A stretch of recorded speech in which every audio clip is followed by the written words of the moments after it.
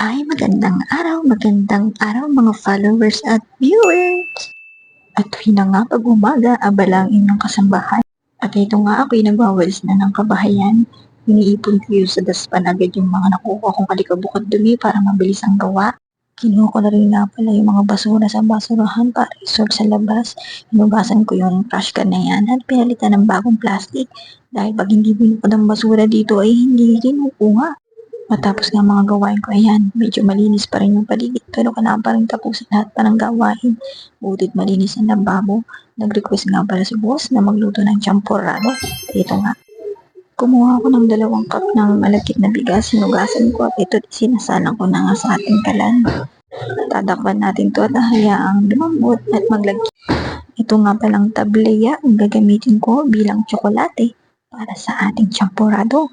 At wala na kaming cocoa powder na expired na tinapon ko na nga at ito na. Lapit nang maluto yung ating malagkit na bigas. Nag-try muna akong gumamit ng 2 tableya pero parang hindi sasapat nung hanalo ko na nung kumukulo ito kaya dinagdagan ko pa ng isa at ito nga siya.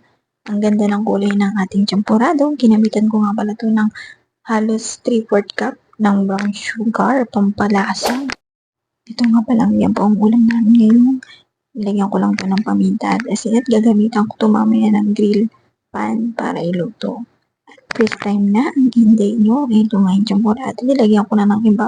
Hinalo-halo at inihahanda. Hindi ko naligyan ng asukal. Bawas na tayo sa matatamis. At ready na. Ready na kumain. Makatapos niya, nagpunta nga pala ako ng banyo at i-schedule ko na maglinis. Sumunod niya yung bigas nga ito.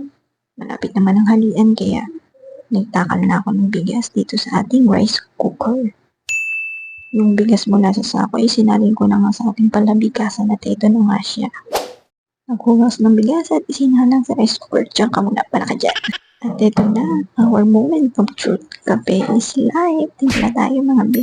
Habang hinihintay natin painitin yung ating grill pan. Ito, inilagay ko na nga yung mga liyempo. May kape na tayo. Dire-diretso lang tayo sa ating mga gawa. Mabilis lang namang lutuin ito. Nagmamantika ito ng sarili niya. Inalis ko lang yung mantika. Ang dami kong nakuhang mantika kanina dyan. At ito na nga yung first batch. Yung bango ng umoy. Iba talaga po kami talasin lamang. Ito yung daw ng sili, sayo. At ang mga buto-buto ng manok. Nagpatino na si Bossing kasi nga naglalahit na siya. Kunti lang kukunin dyan pero sa damakmak ang gulay na ano. Ako lang nagkisa. Isang cubes lang ang ginamit ko kasi nga wala siya sa matatapang na lasa. At paminta. Siyempre, malalambutin natin yan. Maya-maya eh. Yan na naman ang mga gawain kasi nababa. Bala kayo dyan. Mamaya ko na kayo gagawin. At matapos ang pananghalian, bandang hapon, snack time na naman ng inday nyo. At ito na nga. Kinuha ko tong mix na ito. Kasi na rin yung kaya ko lang ubusin at ito. Ayan. Kain pa more. Iba ka talaga pag namuboard inday. Wala kang magawa, no? At ayan, sige lang.